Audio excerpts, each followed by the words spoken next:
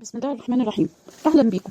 النهاردة هنكمل مع بعض وهنتكلم عن إزاي نقيم العلاقة بيننا وبين ولادنا عشان نوصل إن هي تكون علاقة آمنة. أول نقطة معانا في تقييم العلاقة دي هي التواصل. يعني إيه تواصل؟ يعني طبيعة التواصل بينك وبين ابنك أو بنتك. هتسألي نفسك الأسئلة دي عشان تشوفي العلاقة ماشية إزاي. هل في محادثات مفتوحة آمنة؟ يعني ابني أو بنتي بيقدر يتكلم معايا في أي حاجة؟ ممكن بنتي تتكلم معايا في أي موضوع بدون خوف، بدون قلق من رد فعلي أو عقابي أو حكمي عليها. هي دي المحادثات المفتوحة اللي يبقى فيها اطمئنان وألفة وتبقى فعلا العلاقة آمنة. هل لما بسمعهم ببقى فعلا بسمع بتركيز؟ فعلا بسمع عشان أفهم مش بسمع عشان أحكم؟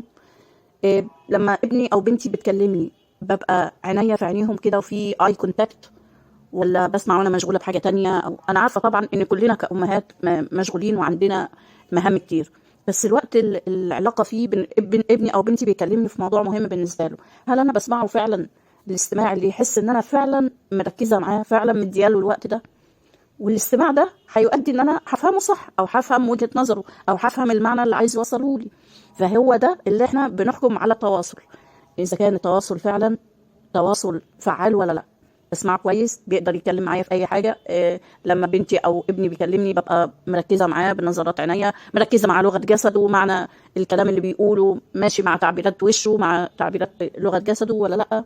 كل ده طبعا محتاج تركيز ومحتاج ان انا ابقى فعلا مركزه معاه. لما بديله وقت ان انا اسمعه فيه يبقى فعلا الوقت ده ليه هو بس، مش انا بسمعه مثلا ماسكه الموبايل او بطبخ او بغسل او بعمل اي حاجه تانية. ده كل ده بيحدد جوده التواصل بتاعي وجوده العلاقه دي. فابدأي كده ركزي في طبيعه التواصل بينك وبين ابنك، دي اول حاجه. وشوفي مستوى التواصل ده ياخد كام من 10. هل فعلا بيقدر او بتقدر تيجي تتكلم معايا في اي موضوع بدون خوف وبدون قلق وهي مطمنه؟ ولا التواصل بيننا واصل لايه؟ مستوى الاستماع، مستوى النظرات والتواصل بالعينين، كل ده هيحدد درجة تواصلك تاخد كام من 10.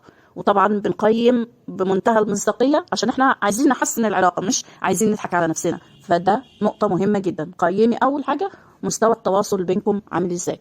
وإن شاء الله المرة الجاية هنتكلم عن نقطة تانية في التقييم، لأن احنا قدامنا 10 نقط بنقيم على أساسهم العلاقة ونشوف احنا فين وعايزين نوصل لإيه عشان نقدر نمشي الطريق الصح.